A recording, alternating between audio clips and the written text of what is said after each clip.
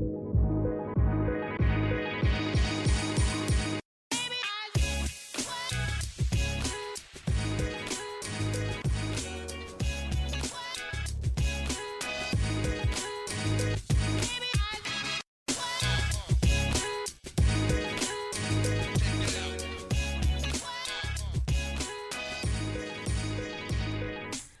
there, and welcome to For Your Reference podcast, where we talk about all things TV shows, movies, and documentaries.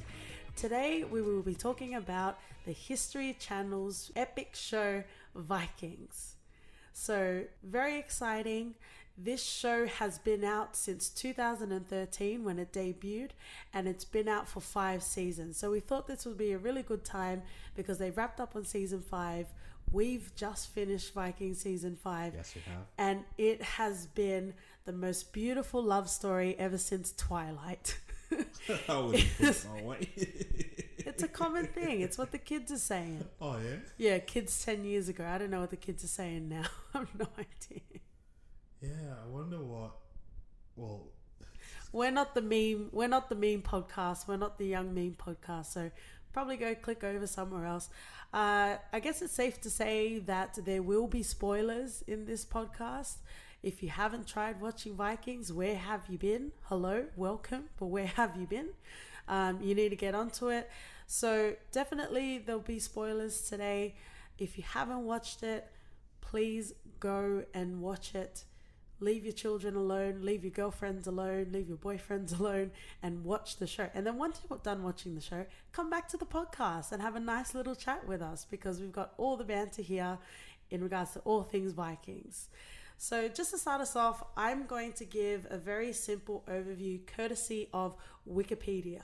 So if anyone's familiar with Vikings and the whole Viking period with the famous figure of Ragnar Lothbrok, this show does follow that format.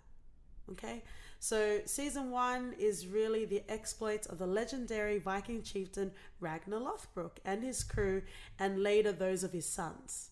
So in a nutshell, that's what season 1 is. We're definitely going to break it down because season 1 was amazing and it'll definitely hook you in. Moving on, season 2. So the second season follows Ragnar's struggles with other Vikings and his transition from Earl to King of Kattegat. It also talks about their further raids into England and them being offered land to actually settle in England as well. So that's where season 2 takes us. Going through to season 3, we talk about the development of Ragnar's family, all of the children hiding everywhere. They all emerge. And talking about intermingling more with English affairs as the Vikings continue to try and settle a life into England. Season 4, which is quite interesting because I'm pretty sure season 1 had 8 episodes, then season 2 and 3 had 10 episodes, and then they fully took it to the skies with 20 episodes in season 4. So a lot happens. So in season 4, we see the battle between Ragnar and Rollo, and who doesn't love a good brother-on-brother fight? And this show has a lot of it. So we're talking about Ragnar and Rollo in France, Bjorn's raid into the Mediterranean, which is one of the best subplots, not in Vikings, just in general. We love a good Bjorn Ironside. And then invading England again, because that's what they love to do. Season 5, which is where we currently are, so this is where you'll catch up to. It's a bit different. I don't know why I'm pausing. I did say there were going to be spoilers. We see the departure of our beloved Ragnar Lothbrok, Travis Fimmel, and it's sad, and I still haven't gotten over it, and I'm feeling the feels. So let's continue on. Wait, season 5? Yes, season 5. Travis dies in season 5? No, he dies in season 4. So season 5 is different because he's no longer there. Oh, I thought you meant he dies in season 5. I'm like, wait a minute. No, he doesn't. You fact checking my Wikipedia? Yep. Well, I don't trust me either, so good on you. And it really builds off on Ragnar's sons. Season 4, you do see them as little teeny babies. But season 5, they really do, well, some of them come into their own as their own identities as well. And we'll definitely talk about this more. But it was interesting to see the dynamics between the brothers because we could see different personality traits of Ragnar in his sons. Yes, we did. Yeah, so yeah, it's too tasty. Let's leave it for later. But you can really start to see, you know, they are Ragnar's sons. They just all have different pieces of the puzzle of Ragnar. Yeah. So there you go. There's the overall summary for Vikings as a series. Before we even get into that, I think it might be interesting to know at this point in time. Well, first of all, did you watch Vikings when it first came out, or did you watch it after? Like, what was going on in the climate of you watching the Vikings, and what influenced you to want to even watch it in the first place? Because we had Game of Thrones come In 2011, yes, and I think 2 years later we had Vikings. 2013, yes. Yes, so there was this period where there was a lot of buzz about Vikings because no one really expected a history show to be what Vikings was. Yes, correct. So at the start of it, there was this hype, but then there was people were kind of cautiously optimistic, Yep. knowing that if history are going to do this, they have to do it right. They have to give it the badge that it deserves, and that they did not fail. It did start off slow, and after the first episode, I was sold. Like I knew this is going to be something great. Whether or not it was going to last this long was completely unknown to anyone. But I think it was funny, like when you were telling me that a show Vikings was coming out on the History Channel, I just laughed it off because it just reminded me of all of the cheesy reenactments with their $2 costumes. And yes, I expected to some degree that this would be that. Yeah. And it was breathtaking just seeing something completely different. And I feel like they did it when Game of Thrones was pretty much dominating every single category. Like it was just everything was about Game of Thrones. And then Yeah. here you have something come out like an underdog. Vikings is an underdog, and Oh, definitely. people would say you're comparing apples to oranges with Vikings because they're completely different shows, but they still took a part in trying to present something historic, regardless of whether or not it's accurate. And I got a lot of slack, I think, at the time because people were saying, if you're going to do a show about the Vikings, you need to stick to the source material and you need to be as accurate as you can be Yeah. historically. And I completely disagree because when you're making a show, you're not thinking about, oh, I need to. Of course, you get the source material as your inspiration, but you have the freedom as a writer, as a director to massage that information to make it more interesting. Otherwise, it's just another documentary, and there's heaps of that on Vikings. On the History Channel. On the History Channel. Well, I guess that's exactly right. You have creative license. So there are times when, you know, you don't want to sacrifice a good narrative because the facts just aren't there, right? Yeah. So I guess that makes sense. Like, you know, the other day we were reading an article about the fact that Ragnar died quite early on.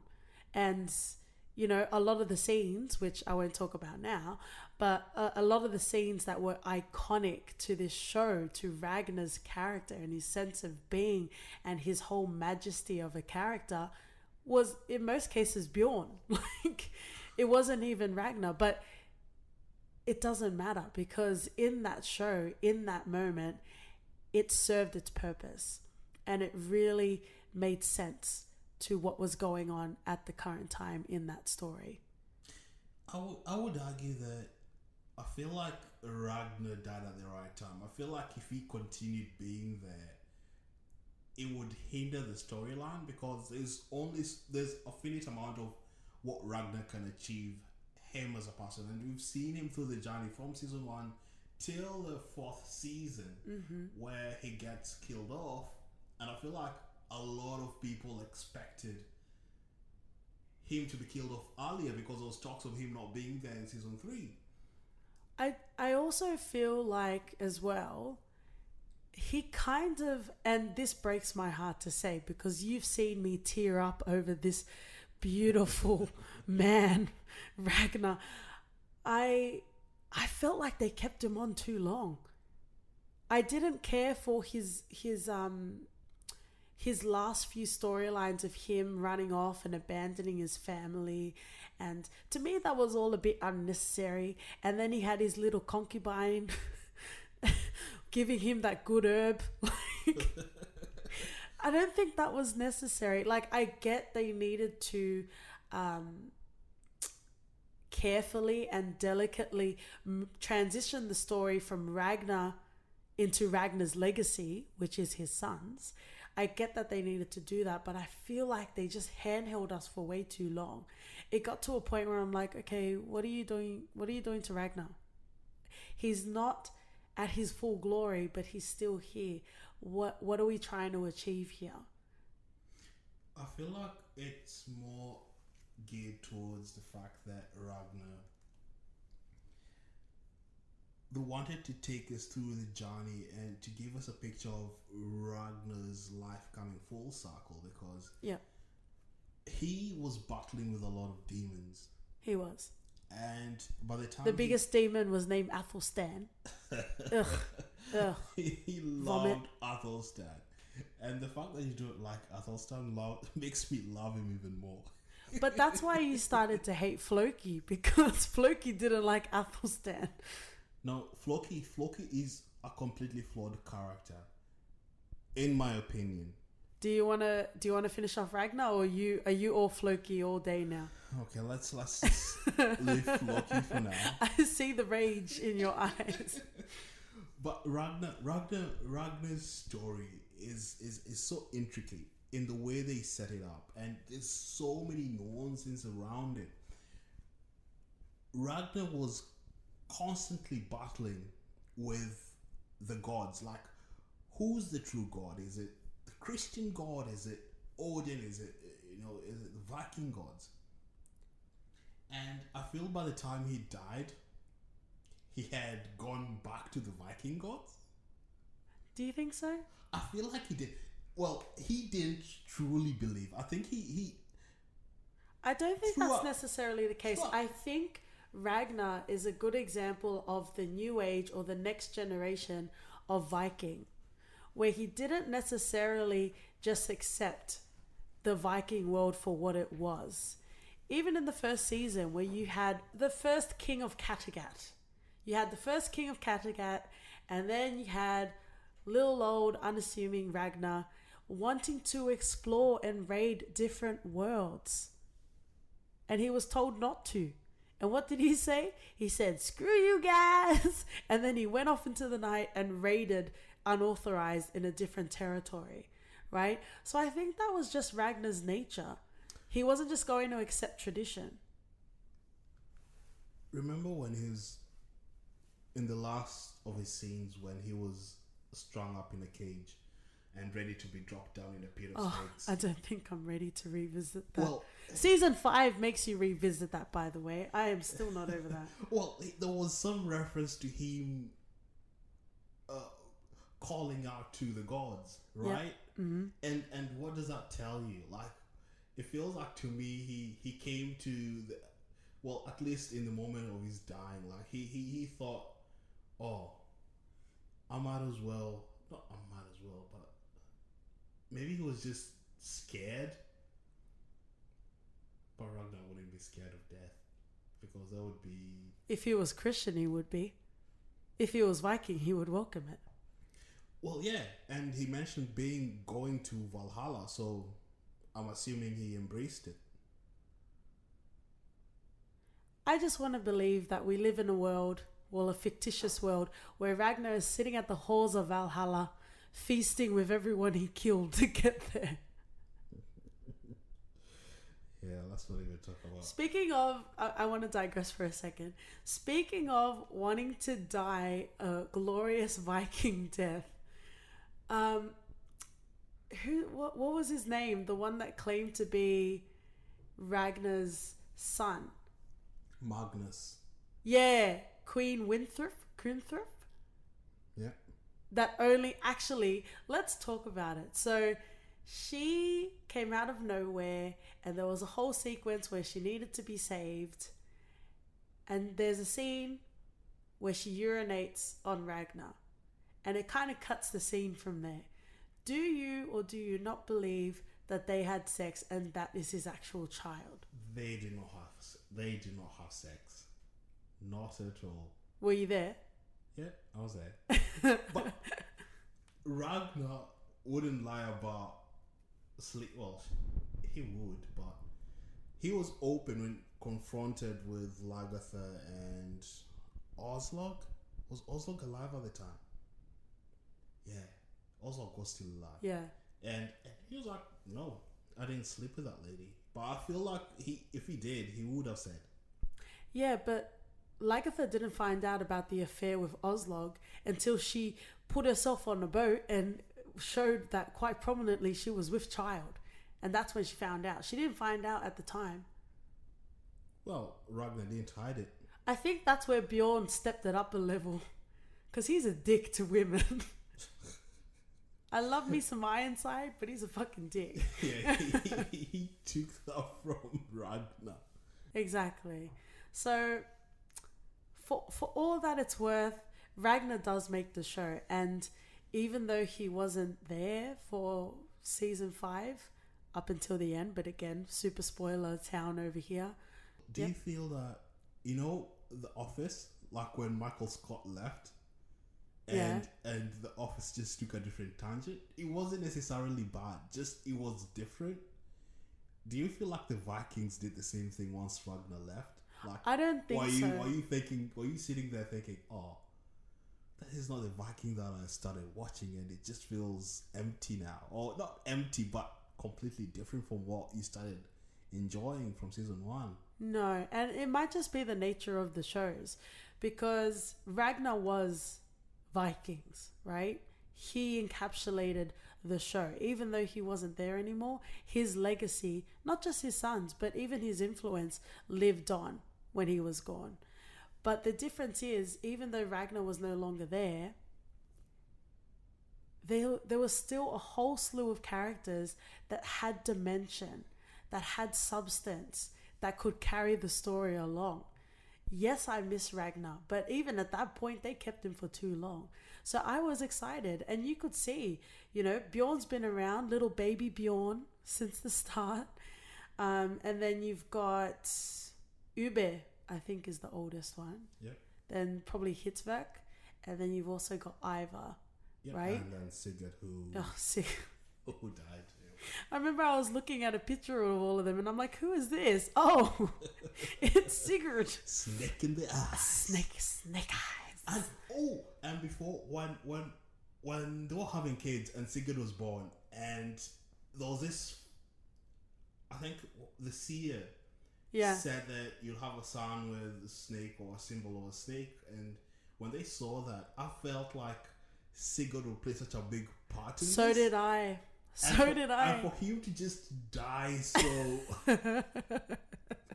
ridiculously, I was like, wait, wait a minute, did I miss something? Yeah, no, because we saw Ivar strike him or throw a dagger, or he threw something, An axe. and I was like, ha ha ha, okay, see you next episode, Sigurd, and then he just died. Like, I guess Vikings, not to the level of like Spartacus, but Vikings did have a habit of just killing people. Like, not to the level of Spartacus, because that's just its own level, and we'll have to do a podcast on Spartacus. But in Vikings, out of nowhere, they'll just pull someone out and just die. And I'm like, oh, okay, fine. No worries. I didn't care about you. I wasn't emotionally attached to you from the time that I've been watching you. But they've killed some really big characters that you're like, oh man, what is Yeah. And the ones that I wanted to die weren't dying. So. But just to circle back to what we were saying earlier, you've got all of these characters that have so much dimension. Tell me you didn't want to see more about Bjorn and Torvi. Tell me you didn't want to see more about King Finehair and his brother and Bjorn's exploits in Morocco. Like, there was so much to explore in the world of Vikings. The Office, maybe just because it's like a comedy mockumentary, the other characters didn't really have any other dimension. Like, Pam and Jim were already together. What more can Phyllis do? Like, Bob Vance Refrigeration. Like, we get it, right? They kind of didn't set it up to be sustainable after or when Steve Carell decided to leave. So from that point of view, I wouldn't say Vikings declined. I do think it's quite interesting that it seemed to ruin the pacing once they did a 20 episode stint in season 4. Yes, it did ruin the pacing because now you have, well, in as much as I would love to see a lot of Viking episodes, I feel like they took the pacing. They had room to do a lot more fillers. Yeah, and that just completely ruined what we'd been used to. mm-hmm.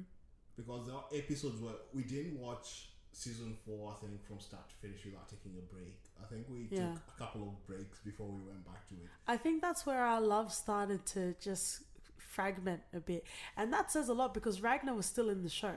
Oh, and that's when Floki was really being a dick. He was becoming unbearable. I do agree. I was about to stop watching Vikings just because I couldn't tolerate what. But he did me a solid. So Floki's my man for life because he killed Athelstan. I feel like in perpetuity he is good in my eyes. Can we talk about Floki now? We can talk about Floki. Definitely. I just want to point out our general feelings about the show. Season 1, this intriguing, enchanting, very charming story about Ragnar and his goal to... He didn't even want to be the greatest, most powerful Viking. He just wanted to be him. I think he was more curious than wanting for power, really. No, I think he wanted to be king of everything. But not in like a dick swinging way. True, not like fun hair. Not like fun hair. There were many times when he even told Bjorn, I just want to be a farmer. You know what I mean? Like, I'm good with this. Just give me my land and I will be a farmer. And that's what I really admired about Ragnar and the story. And we haven't even talked about the dynamic between Ragnar and Rollo, but we'll talk about the characters in a second. But, you know, just watching season 1, and you know, I'm an ancient history nut. Like, in high school, I took ancient history and I learnt about the Vikings. And you had already watched Vikings at this point, which you tend to do. You tend to just watch stuff without starting with me. But, you know, I'm over it. It's fine. Whatever. But even watching and you rewatching Vikings with me, I'd be like, this is inaccurate. This is wrong. This is inaccurate. I'm calling the History Channel, right? But, you know, aside from that, it was amazing. Like, it really blew my mind and has swept me away to a world that I never wanted to leave. Season 1. Building on that, season 2, you know, you even have Athelstan getting in on it, killing his own kind. Like, it's all happening. And season 2, I really, really liked. Agree? Yes? So season 2 is when they continue to further raid in England. And then season 3 is when you start to see the illegitimate children and starting to set up the story. How are you feeling in season 3? Were you still good with it? Yeah, I was still good with it. I was really excited because I knew the sons of Ragnar would be causing havoc, and I was really excited and eager to just see them grow up and starting to dominate and complete what the father had started. Other things that happened in season 3 is you had Princess Judith confessing to Athelstan and then them getting it on and her having his child. That all happened in season 3 as well. A lot happened. And then Bjorn had his first girlfriend, and she was with child during the time leading up to. And at the end of season 3, that's when Floki admitted to Ragnar that he actually killed Athelstan. And that is it was very pivotal, because even before Ragnar knew who had killed Athelstan, he was in like a deep depression. Yes. He was going through some issues. I can't remember exactly what he was going through. I think he wasn't really right, and then when Athelstan died, this just pushed him over the edge. Yeah. And the Ragnar we knew was completely lost at that point. Agreed. There was this bond. I'm not sure if they were in love with each other. In terms of physical and psychological, I guess. I think Ragnar was just more free thinking than that. Like, love is love. Like, he loved Athelstan in every sense of the word. They literally brought him home to his own settlement. Oh yeah. And while him and Lagertha were having sex, he's got his little index finger, like, come hither.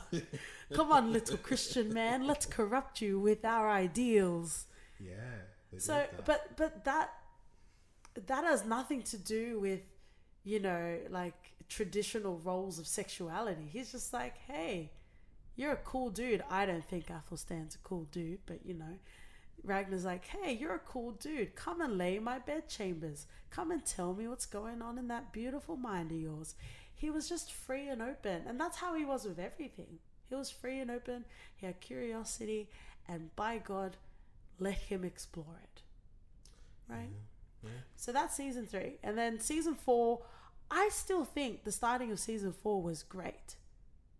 Because we're talking about Ragnar and Rollo fighting in France. And you've got Bjorn in the Middle East. No, he was in Morocco. You got Bjorn there.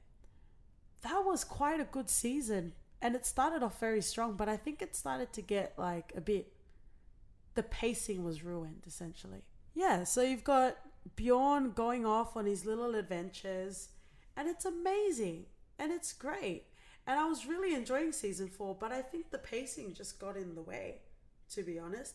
And that's where, I won't speak on behalf of you, but that's where I started to fall a bit out of love or become a bit disenchanted with Vikings. I'm not sure what made them switch the format from doing 8 to 10 episodes 10 to 20 to 20 episodes. Yeah, but just to get back to the point, seasons 1 to 3, I think we were utterly enthralled and head over heels with Vikings. Season 4 was still good. The plot points that they had, the main plot points they had, were great, but it kind of dragged on for too long, in my personal opinion. It just dragged on for too long. And then it got to a point where we kind of like gave up. Yeah, we just took a break. Sorry, we gave up by taking a break. We took a break. I think we were also giving it some time so that all the episodes can just come on now. And we can binge Come on now. No, because it's a better way of watching it rather than being disenchanted with one episode and then waiting a week and being disenchanted by another episode.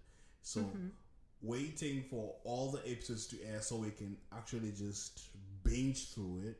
Like we're doing with Attack on Titan season 3. Oh yes. I'm very, very excited.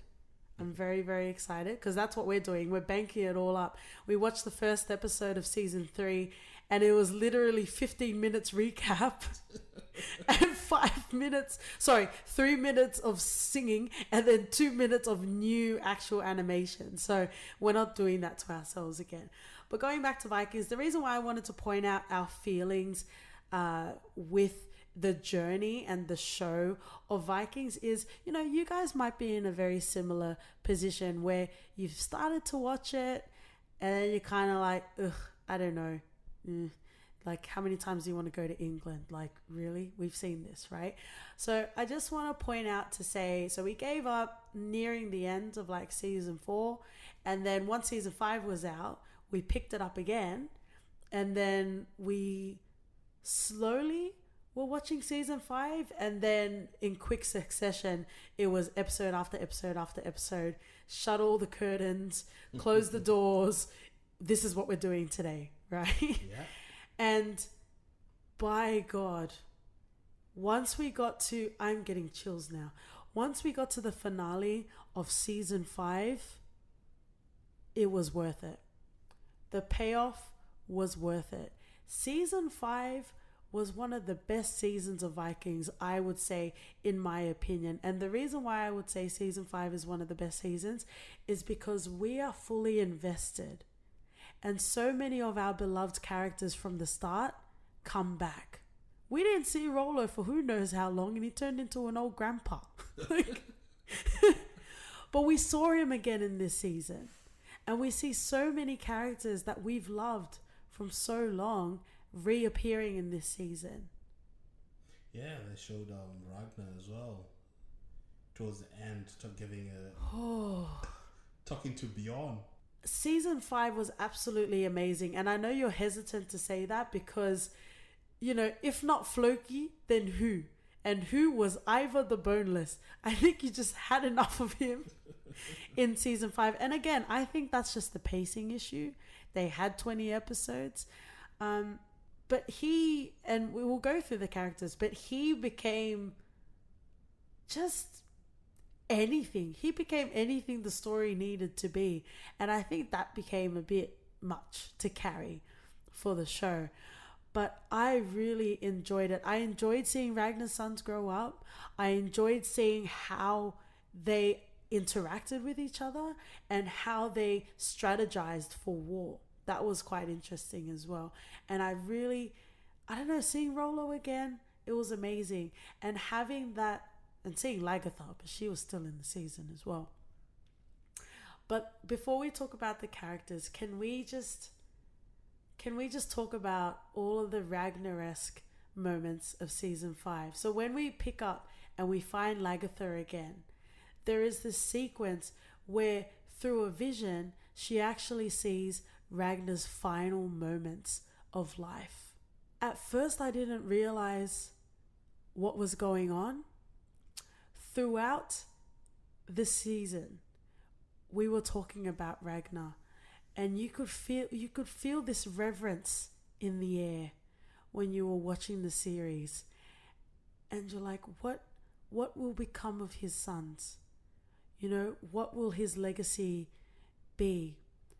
And before I realized, that was Ragnar, and he was in the cage. And I guess I only really registered it was Ragnar because of the cage and because of that familiar scene, his final scene. And then we see Lagertha, and I felt like I was Lagertha experiencing that and seeing Ragnar up in that cage. And then she's sitting as like King Eorl, ordering the death of Ragnar. And then she becomes Ragnar in the cage. There is so much to say about this, and I really thank the writers for piecing this together because it perfectly encapsulates what made Vikings so special in the first place and what made my cold heart melt throughout this. I don't usually cry. I really don't. But this last season, it got me in ways that I didn't know I had. And that scene, it really got me. And I think since that moment, because that was maybe like the second or the third last episode. Third, I think. Well, point is, I didn't stop crying until that point. Right? And then you have everything, well, not even near the end. Another part that I got really emotional over is when all of the brothers charge in and they're all coming against Ivar. And Bjorn's attacking the wall. And he literally has an out-of-body experience. And he's like, what are we doing? I grew up with you guys. I've lived with you guys. We've experienced life together. Why are we doing this? Why are we doing this? And my baby Bjorn heart, it grew 3 sizes. And I was undone. I was undone because we've seen so much of this journey and I was so invested. You know, Bjorn's presence has been since the start of this show. You know, it took a few episodes actually it took until season 2 for Big Bjorn to come along. But because he was there, his presence was in the show, I felt it, you know? Yeah. It was a really good moment and just goes to show you Ivar was trying to rule using fear. Which is super effective. Which was effective, but to a point. Because you could see that when he was ordering his guard, his army, kill Bjorn, kill him, shoot him. Mm-hmm. No one did anything. Yeah. Because it's Bjorn. I feel like he should have been king ages ago. To be fair, that title was offered to him, but after he saw the seer, he wanted to go and sail the seas, remember? Yeah, I remember that. But it's definitely really bolstered the case that he should be king. Yeah, like, it was just, when Arthur was pulling a sword from the stone, like, yeah, it just felt like that moment where Bjorn's it's his chair, he's right. Like there's no greater person in the show that not Hitzvak.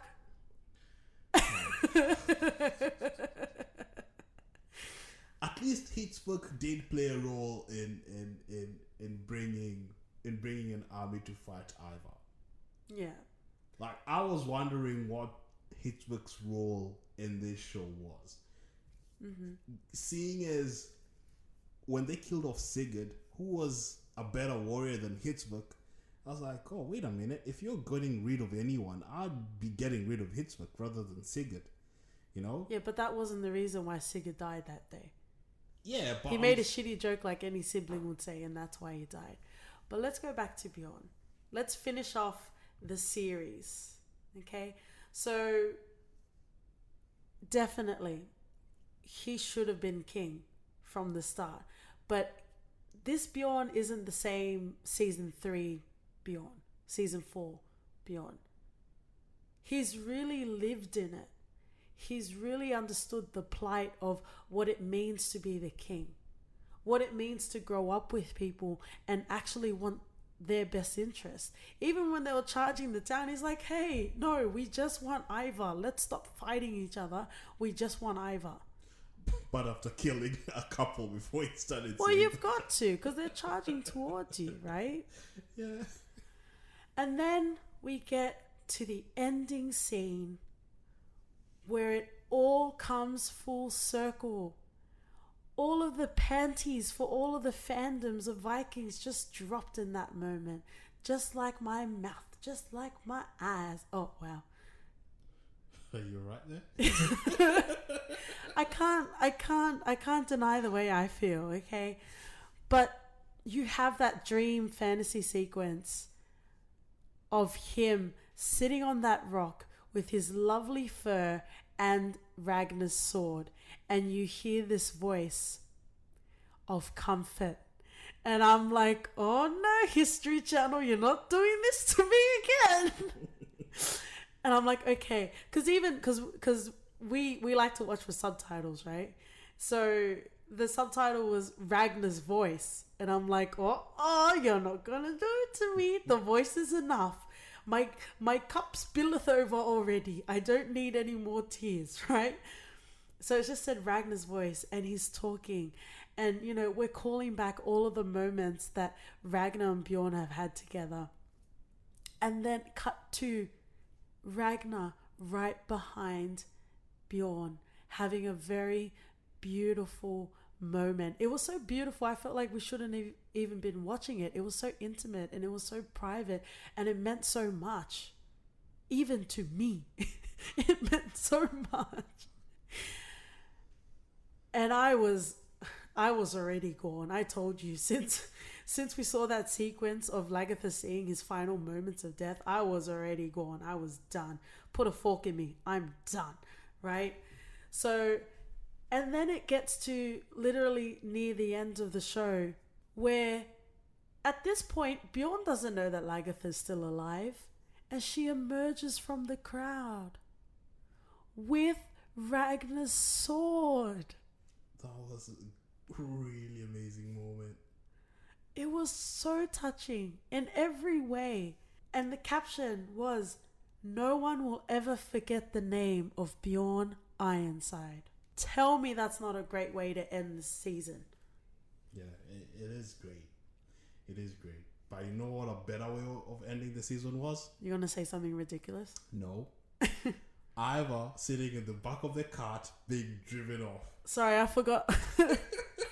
I don't know her. I don't know what you're talking about.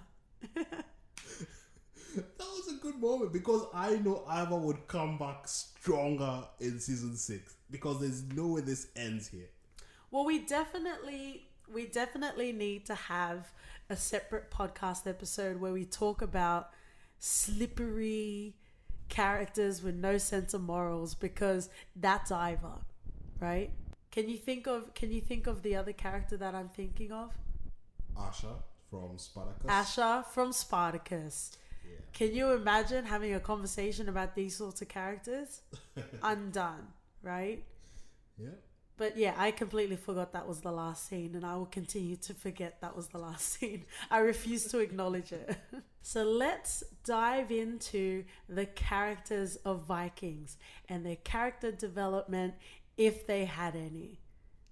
Let's start off with your favorite, Floki. So we're introduced to Floki in the woods when Ragnar is going to look for him to build boats. Yep. And he's introduced as this eccentric kind of jokester. And we're just trying to... And it just builds up this kind of dynamism between him and Ragnar. Yeah. And from that moment, I'm sold. I'm like, yes, I'm going to like this character. I'm going to love Floki. And love I did. Until they go and plunder. Ragnar comes back with Athelstan. Ugh.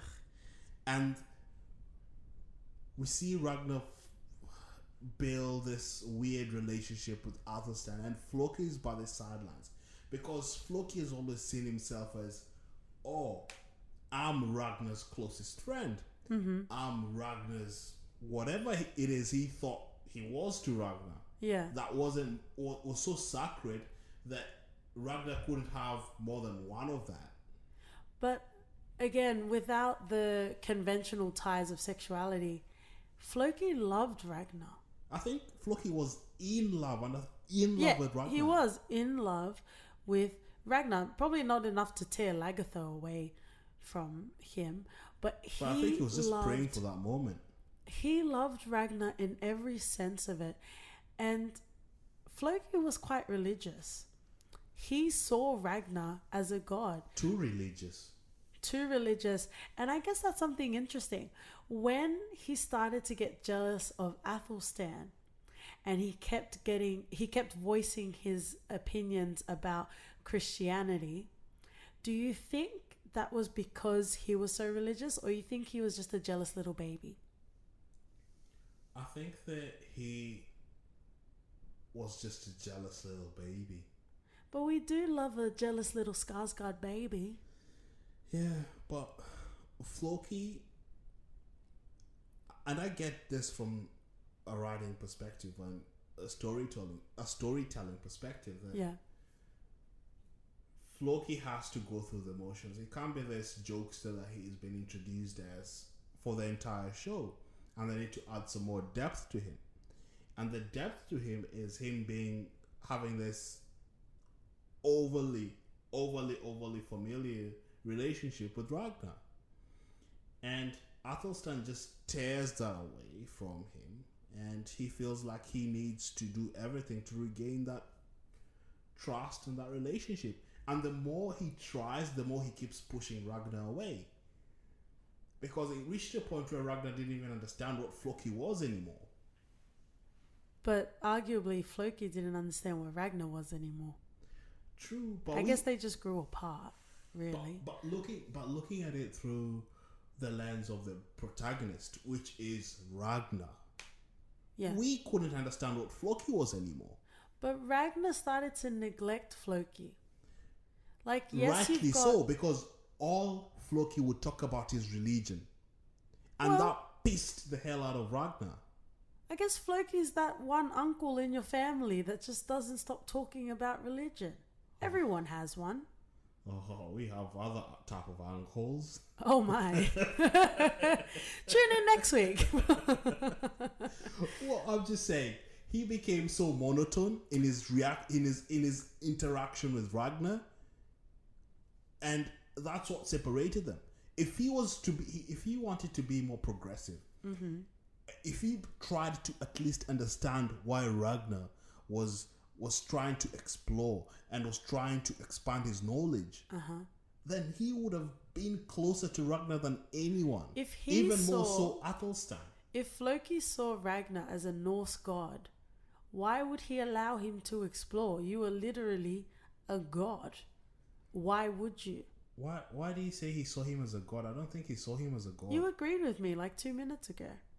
Well, I didn't. I took it not from a literal perspective, and more as Ragnar can do no wrong. Godish. Yeah, not like a literal Odin type. Not the way Ivar saw himself. No. Ugh. But Floki was a solid character to start off with. He was mischievous, he was fun, and he was very passionate about his craft. Are you telling me that Ragnar didn't see value in that? Ragnar only saw value in what Floki can do in terms of building and then he ships. started treating Floki badly and still expected him to build fleets for him. Because Floki was so monotone in his interaction with him.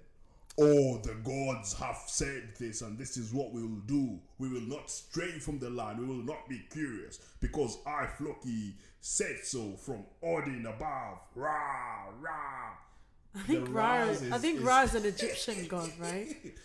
No, that was more Odin backing orders at okay. Thanks for explaining that. Oh, you're welcome. You're welcome. I used to be in Broadway.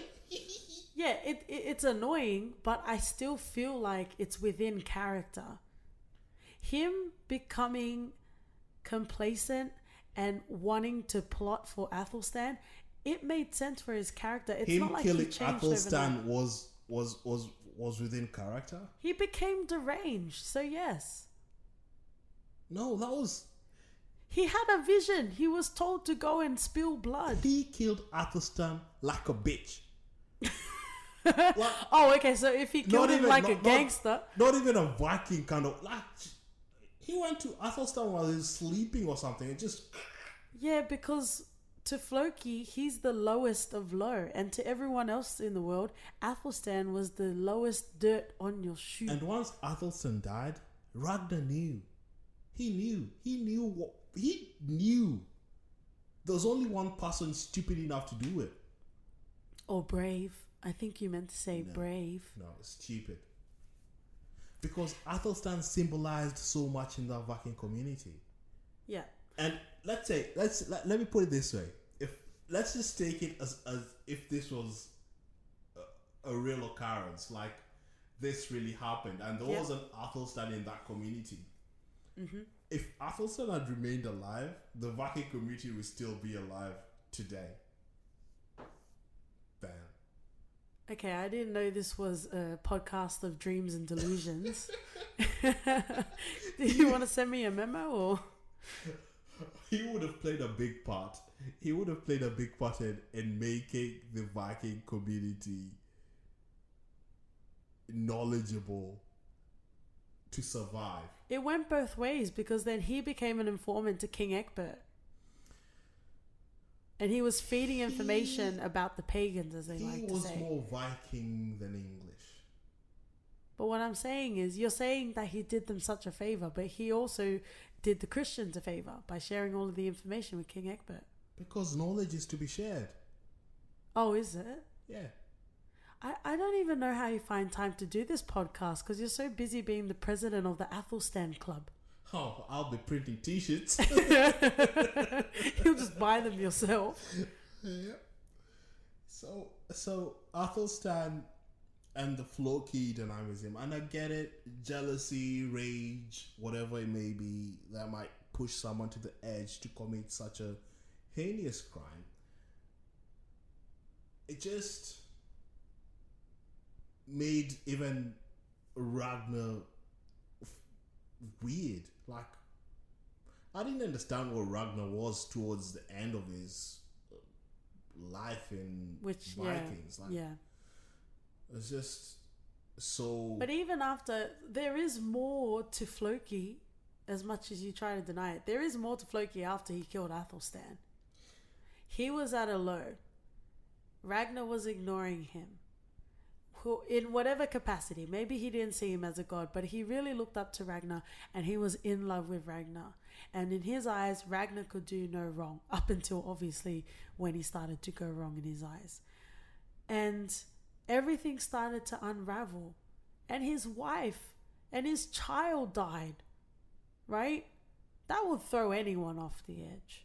So you've already got this man that lives in this fantasism of religion and what his calling is in life. And then you have his best friend betraying him. You have his wife, you have his kid dying. What else is there? And then he goes out and ventures. And I think in this part of history, he found Iceland or Greenland, one of them. Mm. But then he branches off into his own story, right? Which is boring as well. Yeah, it really kind of got in the way. Every time they cut to the different stories in season 5, I'm like, really? You know what I love though? What? The fact that he went up the mountain trying to find the real God, and he stumbles across a cross. Like a Christian cross, a crucifix. If you ever wanted to hear smug, guys, here it is. So, I feel like the writers knew what everyone wanted. Oh, wow. and they just delivered. He goes up a mountain thinking that he's going to find Odin or whoever other Norse god. Yeah. And then he stumbles across Christianity. And I was like, yes, you deserve this. You deserve this. Scream all you want. You're a terrible person. Thank you. He was a broken man and he was trying to start a new world. A new world filled with treachery and jealousy and betrayal. That's humanity. Yeah, that is humanity. But he was unlikable, but you cannot argue that he was one-dimensional, and I will fight you. That he wasn't. Okay, perfect, fine. We're best friends again.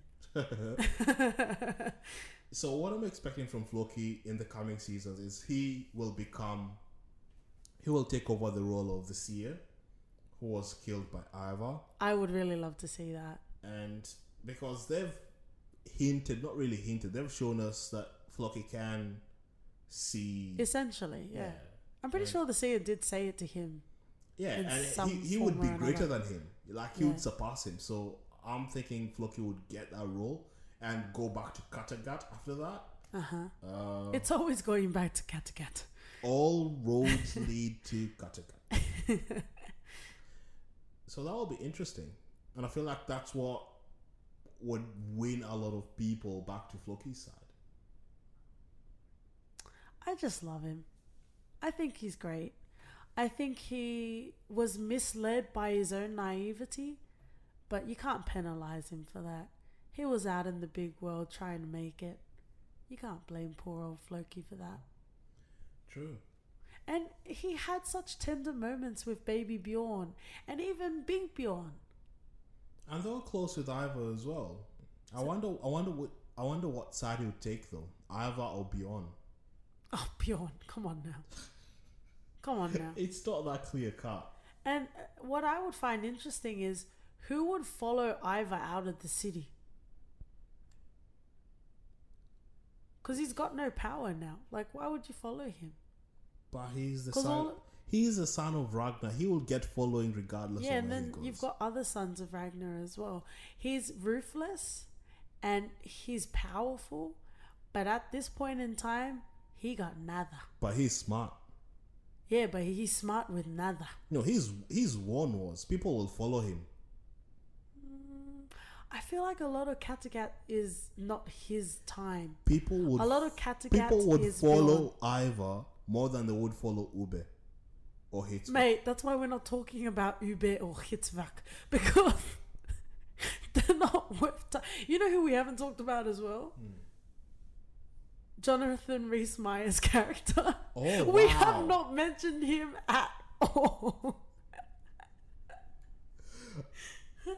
I forgot about him for a second. He's a great guy. Well, he played a pivotal role, didn't he? I feel like it was just because it was him. They gave him more. Like, he appeared in instances that didn't make sense. He was battling his own demons. He was trying to figure out. Let's be meta. One of the directors for The Tudors directed the Vikings. Well, that season of the Vikings. And that's how Jonathan Rhys-Meyers got introduced to the show. But based off The Tudors, he is great. I'm sure he's great, but get out of my show.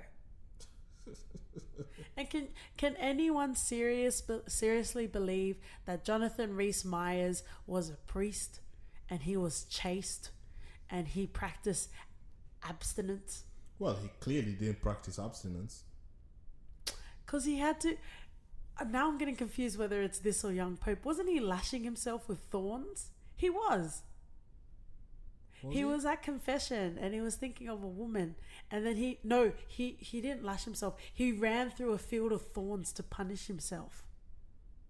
Oh, wow, I don't remember. It happened really early on. And I feel like Jonathan Rhys-Meyers' character as Bishop Haymond and Jude Law's character in Young Pope, they are both dripping in diseases and they would be best friends. Are you telling me you believe that Jude Law is also a pope? Yeah. In what world? In the Catholic world. Oh my. Tune in next week. Okay, I think that's enough talking about Bishop Heyman, right? Yeah, he was a solid character. He made Lagatha fall in love again. And that's...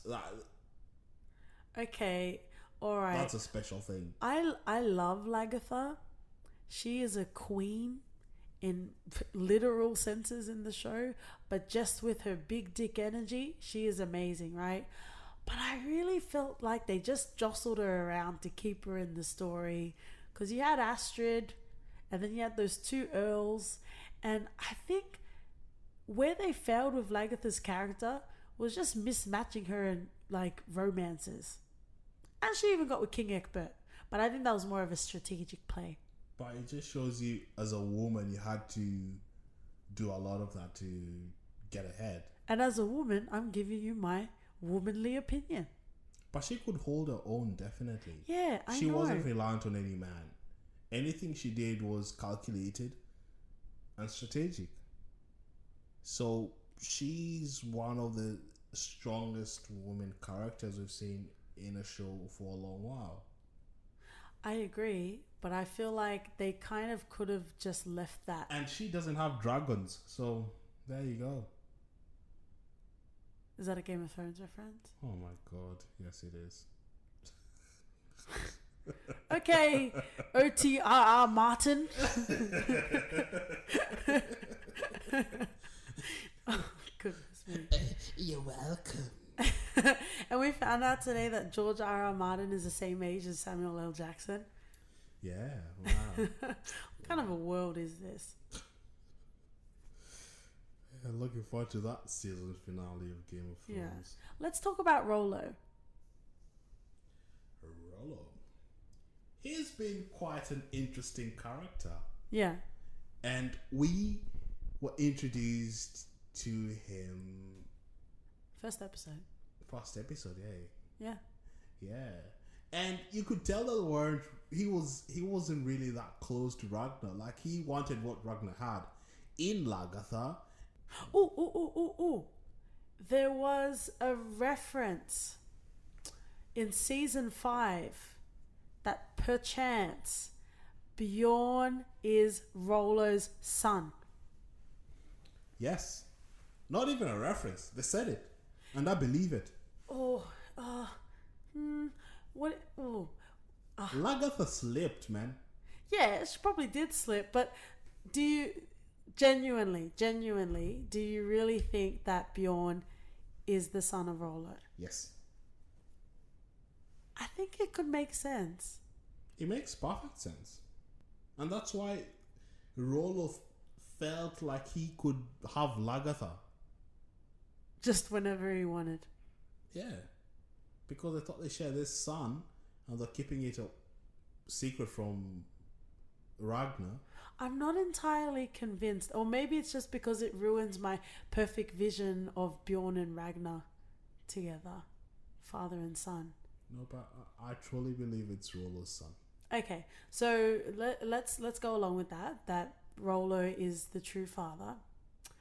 Do you think that this was something that was destined from the start, or you think they were like, ooh, let's see what else we can twist into the story, and they just put it in last minute? Something that was destined from the start, because when you saw interactions between Rollo and Bjorn, Yeah. in the first few episodes, they were quite close. Before Bjorn decides to go with Lagatha, Rollo was always there. And despite everything, like his rivalry with Ragnar, Yeah. Rollo would always have Bjorn's back. And that just, I feel like it was weird in a way. I know they're brothers, but not that close. I guess so. But Rollo was definitely a solid character. I think we all felt a sense of betrayal when he converted to Christianity. No, I liked it. I enjoyed it. He needed to find his place. He needed a kingdom to rule, and he was never going to rule Kattegat. I feel like you deliberately say the opposite of what you're truly feeling. He needed to find his But own he kingdom. was like Viking for life. Even when Ragnar was dabbling in Christianity, he was like, no sir, not today. He had lost everything. His wife just died. He didn't know what to do. He doesn't have Lagatha. He can't go to his son Bjorn. He's jealous of Ragnar. Ragnar is everything. Ragnar is God. He's never gonna take the throne. He's never gonna be Ragnar. Yeah. And then he went to the seer, and the seer told him, your future is bright. You will rule many men. And that's what he set forth to do. Rollo found himself a queen. And a queen who was willing to take a chance with a Viking, with an outsider. Yeah. And that's such a big thing back in the day, considering everything. And Rollo did not fail. Rollo became the defender of Francia. And they had to be defeated. I liked Rollo's attitude. Just to go out and smash everything. At least that was season 1 Rollo. Well, you said you didn't want Floki to be one-dimensional. They definitely made Rollo... They definitely added dimensions to him. I agree.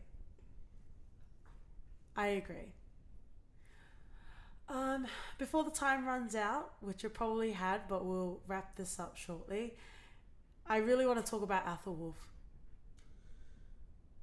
Tell me about your Athelwulf. My beloved Athelwulf one of the best characters inside of Vikings. Oh, really? I said it. I'm throwing my towel in the ring. Wow. Is that an idiom that makes sense? I think so.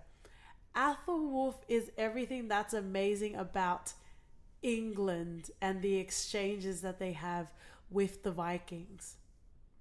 He's King Egbert's son, right? And he's like a full-on warrior, right?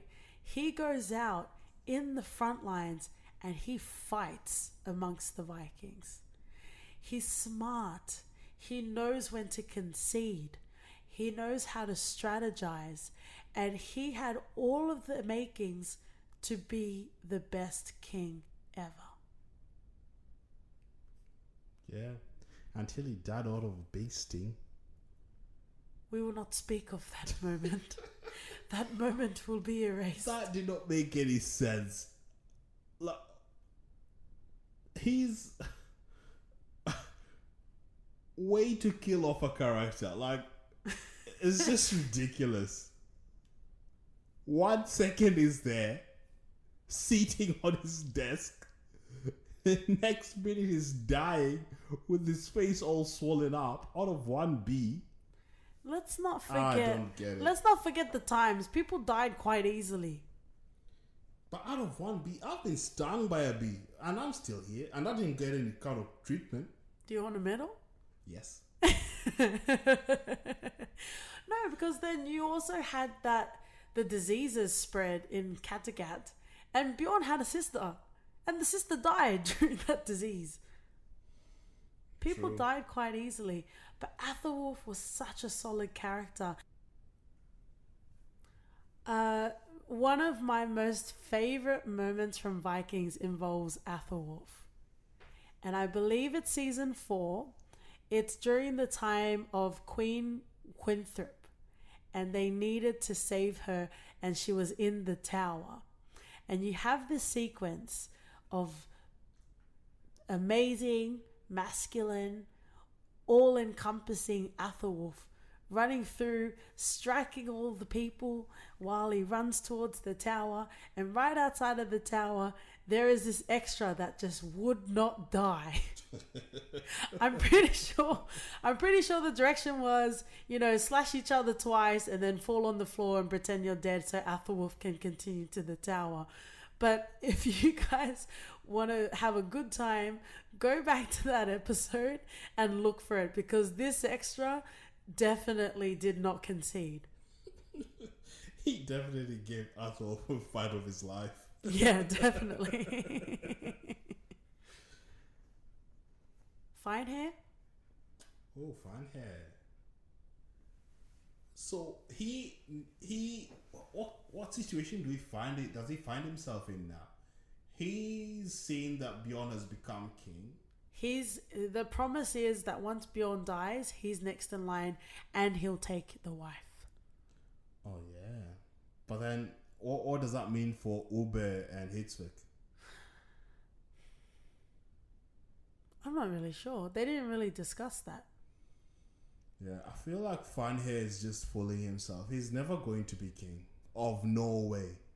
I think he just needs to realize that he's always going to be the supporting role, not the main role. And he knew it in himself. Ragnar had something, right? Probably charisma. But he had something that made people want to follow him. And Finehair just doesn't have that. I think Finehair is just so desperate to be loved. Did you see his face? Did you see his face when Hitzvik said that Ube spared his life? Yeah. And then it was like, oh, I killed my brother. Oh dear. Halfdan the Black. He had a really good, time with Bjorn in Morocco or wherever they were. And when they were at that dinner scene and they realized they were eating the body of the man, hilarious. That was really hilarious. That's probably one of the biggest laughs we've ever had in Vikings. But, let's wrap it up. I think we've gone over the hour mark. Yes, we have. So it would have been good to explore more of the characters, but I guess if you guys are interested, feel free to let us know. Let's give some honorable mentions to King Egbert. We didn't really get to talk about him. Also Alfred, who I don't care for, but Athelred was also a solid. He was like a mini Athelwolf character. King Ale, he's vile, and we didn't really get to talk about him. Torvi, I guess she kind of grew on me by the end of it. Yeah. I'm glad we didn't even talk about Oslog, because I don't care about that homewrecker at all. The brothers that we didn't talk about, well, Sigurd, we'll pour some sip on the concrete for you. Ube, who you loved him way too much, because he and you is kept exactly calling him like Ragnar.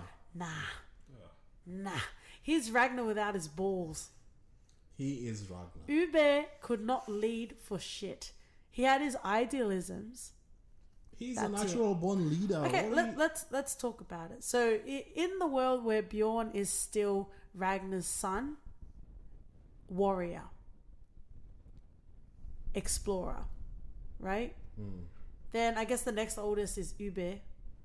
His idealisms, his positive sort of nature. I'll give him. Come on now. He is a born leader. Come on. Let's agree to disagree. And then we've got Hitzvak, which I don't think even till now we still can't figure out what he got from Ragnar. No idea. He was fickle as hell, and I don't like fickle people. And then you've got Ivar, which I wanted to talk about Ivar, but we kind of already talked about him, and we are going quite long. But Ivar was such a solid character. In season 4, when you saw him kill his brother out of spite, and him being carried around by Ragnar, remember? I remember. And Ragnar had that heart-to-heart to him and was like, you can do it, son. Be ruthless. I feel like he should have used different words. He shouldn't have said that to Ivar. But he was a solid character. And I'm like, okay, this is getting spicy. I want to see where Ivar goes with this. Maybe it was the writing. Maybe it was natural development. But they really kind of they turned the notch up to 100 for Ivar. And it just muddied the waters. It just got in the way. You know what I didn't believe? Yeah. That someone as smart as Ivar would be swayed by a lady. No, that makes total sense. You reckon? He always felt inadequate. Physically, he did suckle emotionally. until he was 15, so... He did. No, but he suffered, right? And he got so much love from his mother. His father tried to abandon him. He just really needed to be loved. And he had a really distorted sense of what love was, right? Even when he married his wife, he treated her like shit. But whatever energy she was giving him, he received. And it became everything to him. So I'm not surprised that he was swayed by a woman. I guess so. Who else? Anyone else that we care about in Vikings that we didn't get to talk about? I think we mentioned Magnus in passing. I don't care about him. I thought it was hilarious how he wanted to die a Viking death and he never got it. Well, he did die in battle, so it's as Viking as you can get. Come on now. People would laugh him out of Valhalla. Who else do we have? I think that's pretty much... That covers a lot of the main characters. It covers a lot of the main characters, and there are a lot of people along the way that we enjoyed as well. Okay, so let's go on and wrap it up. As per the name of the podcast, this is the For Your Reference segment, and this is where we talk about, recommendations of other things that you might enjoy if you enjoyed this. So I would definitely recommend watching Spartacus. Oh, that was mine. Yeah? Yeah.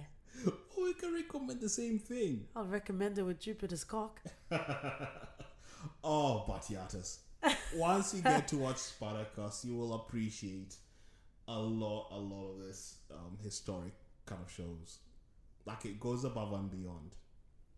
You wouldn't recommend Game of Thrones if you enjoyed this? I'm just assuming anyone that's watched Viking has watched Game of Thrones. It's the same sort of demographic. It's not the same story, but definitely Same demographic, yeah. Anything else you would recommend? Anything on the History Channel just to keep the ratings up. Cool. Well, that was our podcast. Hopefully you guys enjoyed it, and we'll see you guys next week. We are on all the socials, so feel free to follow us just to see what's going on throughout the week for the next podcast. If you have any questions, comments, email us at hello@fyipodcast.com. Bye guys. See ya.